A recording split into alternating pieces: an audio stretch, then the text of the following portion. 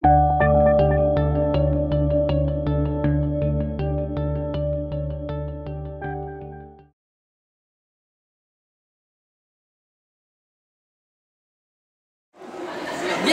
au Forum des métiers 2018.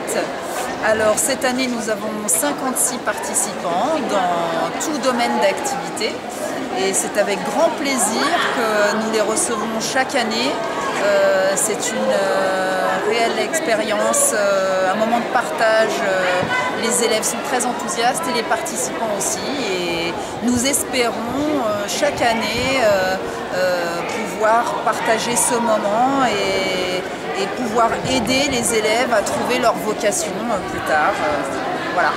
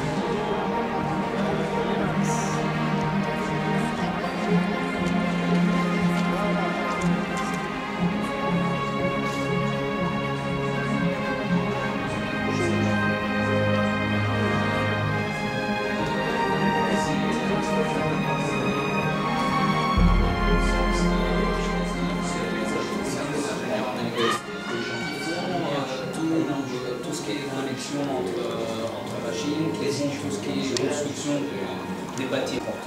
Maintenant, il y a ce qu'on appelle la cerise sur le gâteau, c'est-à-dire que quand on fait ce métier-là et que l'on fait dans l'excellence et qu'on travaille dans le luxe, on a l'occasion d'être confronté à des opérations de travail qui peuvent vous plaire. J'ai mon patron qui m'a appelé pour prendre sa villa à Saint-Chamally pendant 3 jours. Et il m'a dit, s'il te plaît, Pascal, je veux que tu composes toute la restauration pendant 3 jours, parce que j'ai des gens qui vont venir jouer au football. Je dis, ok. Et je ne savais rien, il m'a dit, c'est confidentiel, personne ne savait. J'ai pris la voiture, on est parti à Sarre, j'ai commencé à installer la maison. Le soir, qui est-ce que je vois arriver? Roberto Carlos, Michel Salgado, Robert Pires, Deco, Victor Baia, les stars du football. Et moi j'adore le foot. Je me retrouve avec 5 stars du football devant moi avec qui je vais passer 4 jours. C'est pas extraordinaire. Pour quelqu'un qui est du football, c'est magique. L'hôtel Intercontinental à Cannes. Et pendant 3 semaines, j'étais donc à la disposition de stars du show business.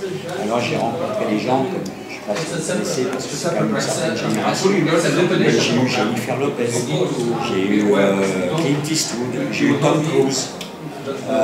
Et je me suis occupé directement de ces gens-là. Donc la beauté de ce métier, c'est que vous faites parfois des choses qui sortent de l'ordinaire et vous vivez des moments qui sont assez extraordinaires.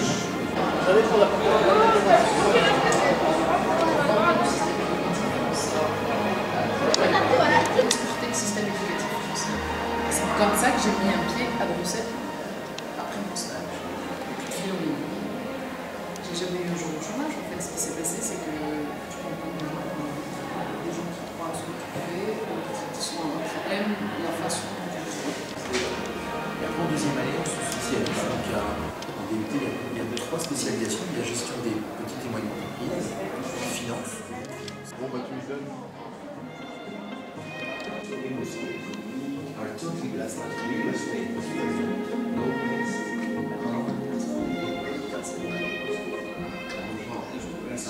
J'ai travaillé dans les créations, oui. احمد صبحي بيعمل حاجات سميحه ايوب، فعشان سميحه ايوب تشتغل مع السبكي تاكد انه حاجه ذات قيمه، مش هتعمل حاجه كده. ف الناس بتتهمهم ان هم بوظوا الذوق المصري، ولكن في الحقيقه هم انقذوا صناعه السينما. فن هو قوتك اللي محدش يقدر يغلبها.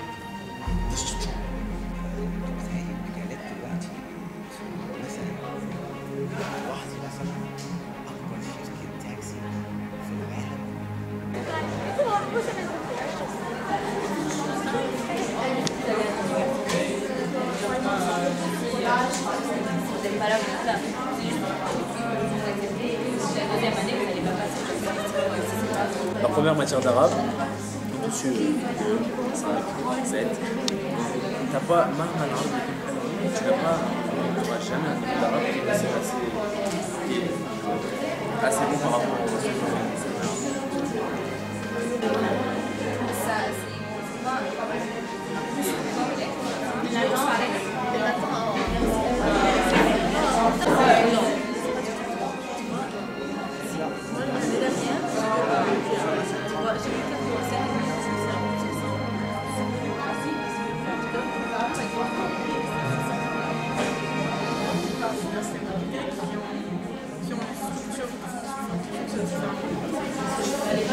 c'est pas les mêmes. Prends les cours qu'ils te demandent, par exemple, ils te demandent de prendre et ils te disent je veux pas de jazz et je sais pas quoi.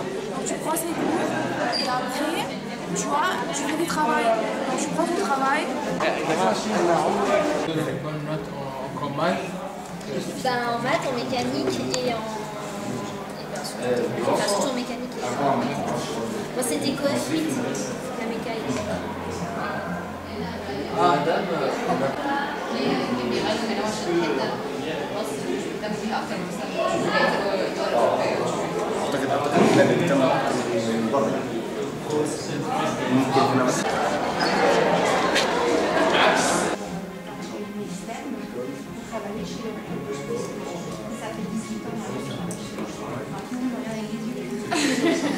Et oui, on peut faire une grande carrière. Un vendeur, normalement, des pays à 400 € et qui qualifie.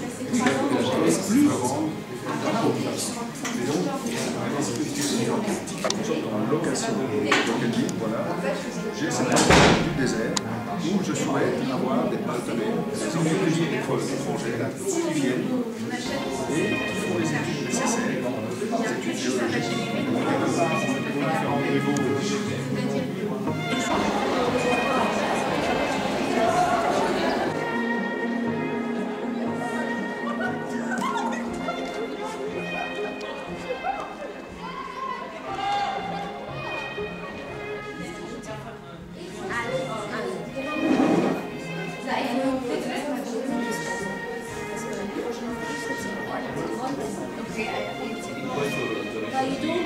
Go deeper.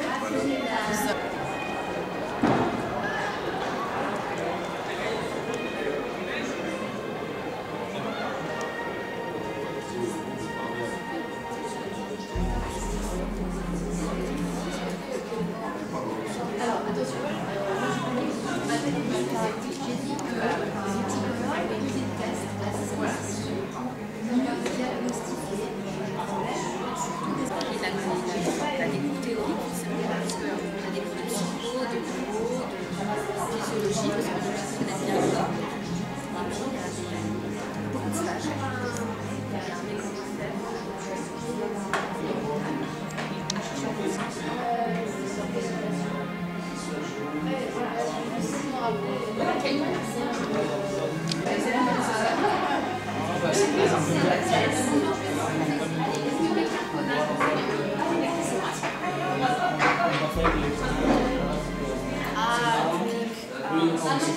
Alors, quel est votre nom? Votre prénom? Victor. Victor. Et comment? Victor Son.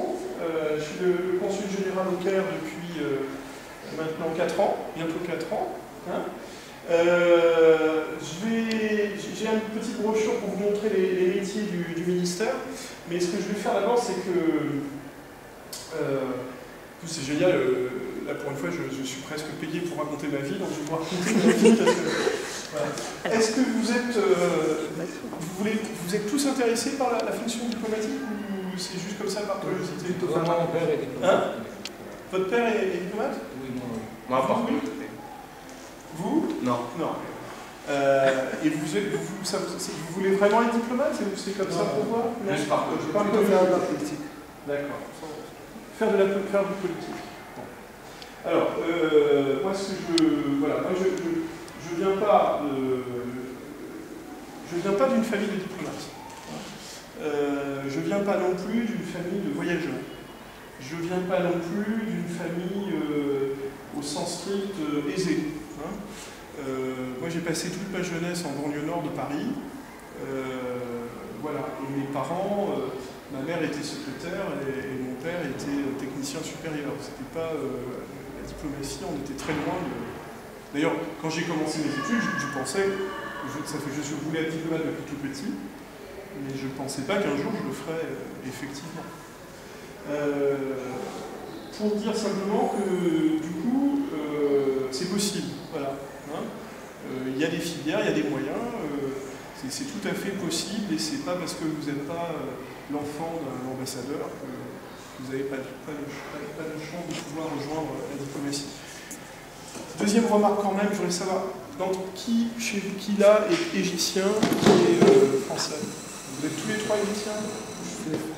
Franco-égyptien. Franco-égyptien. Parce que évidemment, ce que je vais vous dire,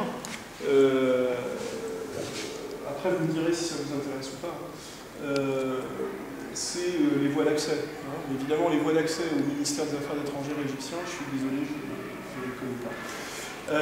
Donc, j'ai passé un baccalauréat dans votre section, en ES en fait. Hein. Alors qu'à l'époque, il fallait passer le bac, à l'époque on l'appelait le bac C, moins du bac S, on nous expliquait que vous ne valiez pas grand-chose. J'espère pour vous que ça a changé, mais moi, à l'époque où j'étais dans votre section, c'était déjà... bref.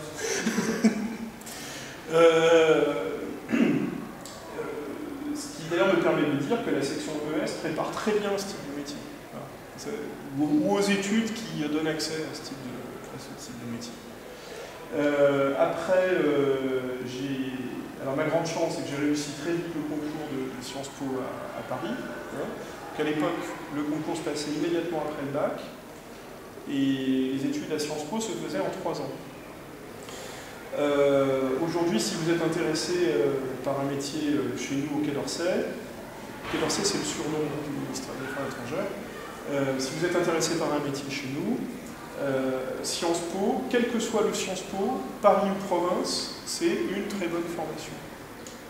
C'est la formation la plus générale, celle où on étudie les matières qui sont les plus proches de ce que vous allez retrouver au concours, puisque la voie d'accès principale, c'est le concours. Donc j'ai fait Sciences Po. À la fin de ma 3e année, je m'ennuyais. Donc j'ai fait complètement par hasard, des études. J'ai commencé des études d'arabe. J'ai commencé des études d'arabe, pas du tout parce que j'étais passionné par la civilisation arabe. J'ai commencé des études d'arabe parce qu'il n'y avait plus de place en chinois. Et que je voulais me changer les idées. Et la jeune fille, l'étudiante qui donnait des places, je lui ai dit voilà, je veux une place en chinois. Elle m'a dit je suis désolé, la place en chinois, je l'ai donnée au monsieur d'avant. Donc, Sciences Po, c'est une bonne préparation. Cela dit, il y a plein d'autres filières qui permettent de préparer le concours. Hein. Droit, économie, sciences politiques, mais on a aussi des collègues qui ont fait des études de commerce, qui ont fait des études d'histoire, qui ont fait des études de sociologie, qui ont même fait des écoles d'ingénieurs. Ça arrive aussi. Mais un autre point très important pour réussir le concours, c'est vraiment les langues. D'abord l'anglais, en faisant très attention parce que le niveau monte d'année en année. Et la note d'anglais est éliminatoire. c'est de plus en plus difficile d'avoir le moyen.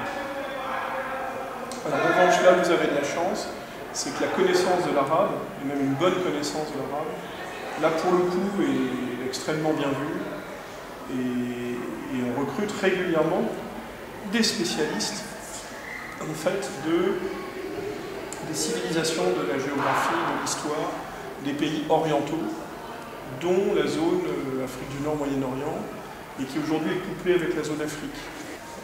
J'ai été successivement à la direction consulaire, on verra ce que c'est que la fonction consulaire, je m'occupais des Français à l'étranger déjà, et je m'occupais de fiscalité.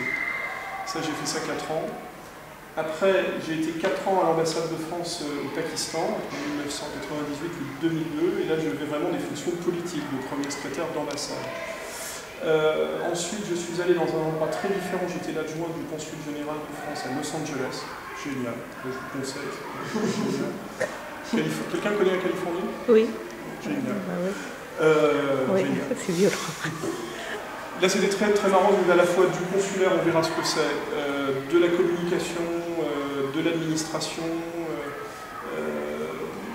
et puis aussi un peu de politique. Je suis revenu en France sur des fonctions de gestion, d'abord à la direction des ressources humaines, c'est-à-dire gestion des personnels, et puis ensuite auprès du directeur général de l'administration qui chapeaute toute la gestion administrative, logistique du ministère. Où là j'ai fait un peu d'immobilier notamment.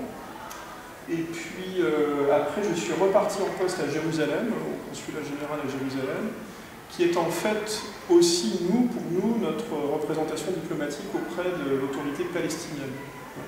Alors là je faisais un peu le numéro 2 de l'ambassade, adjoint de l'ambassadeur. Et maintenant, depuis presque 4 ans, je suis au Caire comme consul général. Donc, quand vous avez un rêve, les jeunes, allez-y, jusqu'au bout. Parce que vous avez la chance de pouvoir étudier dans des écoles comme ça, comme la nôtre. Puis vous avez certainement des parents aussi qui veulent que vous arriviez, que vous soyez heureux dans la vie et que vous arriviez à faire un bon métier. Le monde est à vous. Alors, rêvez, allez-y. Accomplissez tous vos rêves. C'est important. Moi, je n'étais pas destinée à tout ça.